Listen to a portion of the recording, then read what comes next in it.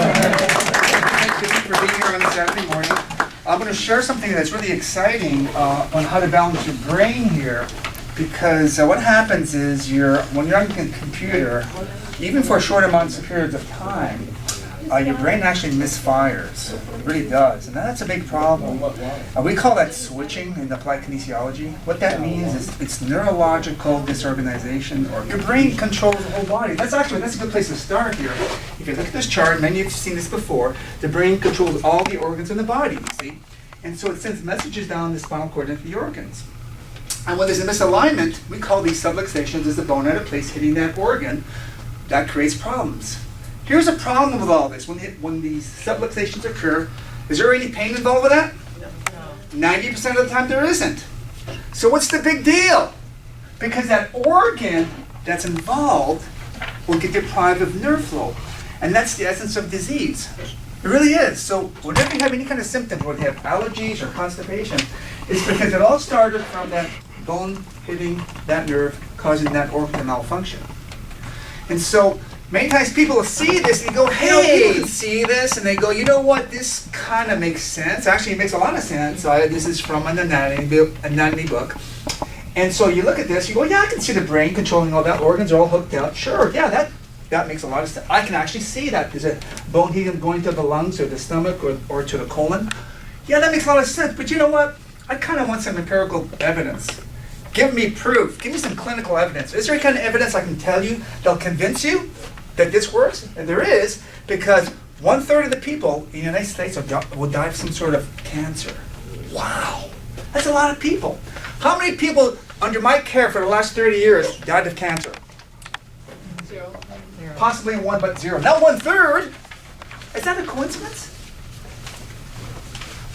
I don't think so.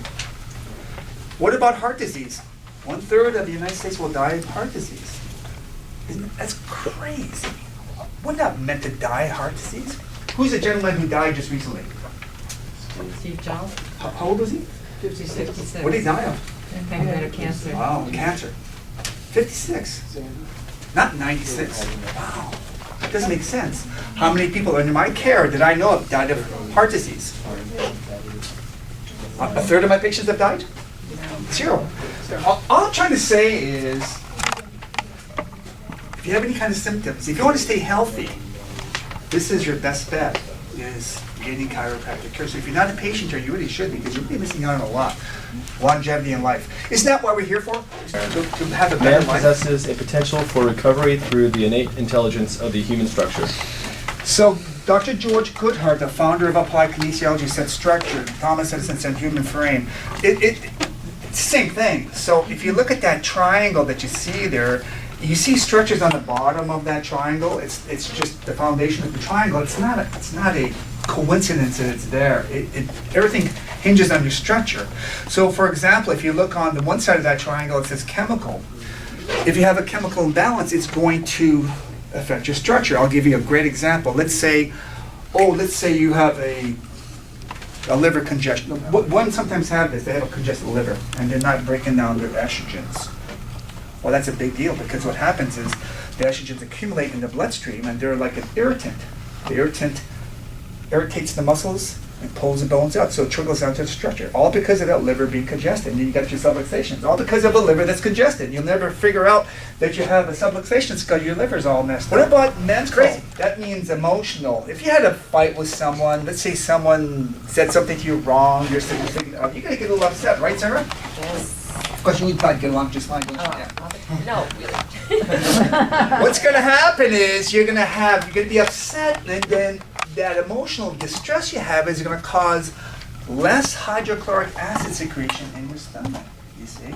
So all of a sudden it's gone from the emotional to the chemical component of that triangle you see there. And all of a sudden you're not absorbing your minerals and your vitamins, and all of a sudden your muscles get tight because you don't have enough calcium because you're not absorbing it. All because of that fight you had with your significant other, and before you know it, those muscles are tight, and they're going to pull the bones out of place, and bingo! You got your subluxation, all because that fight you had with your girlfriend or your wife or your husband this morning. Wow! And all those circles you see on there, what does that mean? Well, when you have something like this imbalance going on, you do one of these 5 things, or all 5 things, to correct it. N being nerve, AMC being acupuncture meridian connector, neurovascular meaning the blood flow to your organs and glands, neurolymphatic is the NL. Am I missing one? CSF, cerebral spinal fluid, that's the cranials.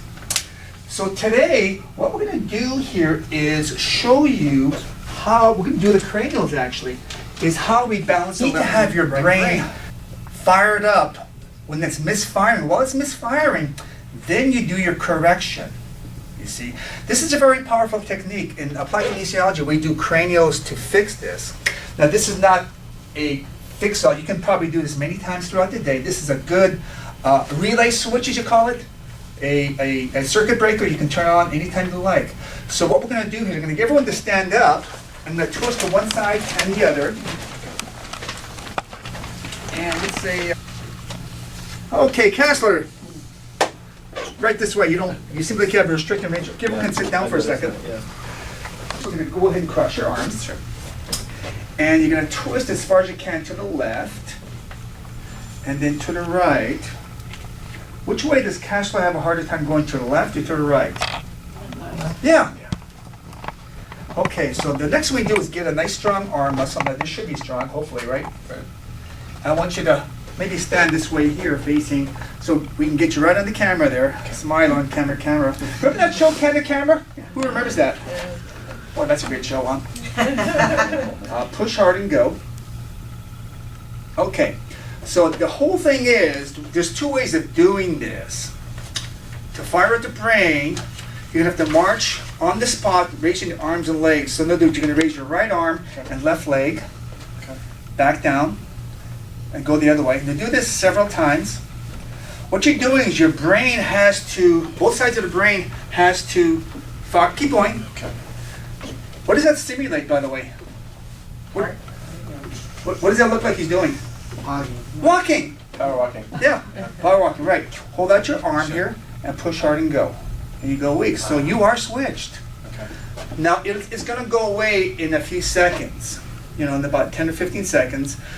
If you're at work and you've been on the computer for a couple hours and you lose concentration, your brain is foggy, and you're just not concentrating, you're not going to stand up in front of everyone and start marching. You can, but you're probably going to look kind of funny. So did this come back yet? Push hard and go. Still weak, so you really are switched. We're going to give it another couple more seconds. I'm going to, as soon as the strength comes back to Counselor's arm, we're going to have him walk down the hallway and come back, just normally. Push hard and go. Okay, that came, so it takes about 20 seconds. The longer you do this, the longer you'll be weak. So you want probably do it for, you can walk to your, around the corner back, do that right now. And what's going to happen is, you just walk normally. He's going to come back, he's going to be very weak. There we go. This chair here. You should be now nice and what? You should be strong, but will you? And you're not. And everything goes weak. And if you were lying down, the legs will go weak. Now go ahead and sit down. Sure. You're going to put your hands on kidney 27, which is just below your collarbone, your index finger and your thumb. And give me your foot. You're going to flick it upward like so. And I'll show you how you do this at home or at work. I mean, it's not that hard. The key is you have to have your hand on kidney 27. So now you're unswitched. You really are. Now go ahead and stand up. In lieu of walking back and forth, why don't you just march on the spot here? Sure. Okay. By the way, does that seem easier to do? Sure. It seems like you're doing it a little bit better, actually. I don't know, maybe it's in my arm goes up and push hard and go. Yeah. Quite strong. That Okay. is. Now, cross your arms. Sure. Which side was Kessler restricted to? To the left. Are you ready? Yeah. Wow. Nice. A hand for Kessler. So what you're going to do is, well, let's partner up, and that before we're done here, I'll show you how you can do this on yourself. You want to do this on somebody, because if you do it on somebody, you own it. If I just show you, then you leave here, you don't really get it. You really do. You got to do it on somebody, and then once you do it on somebody else, you can do it on yourself easily. So what I want everyone to do is stand up and partner up.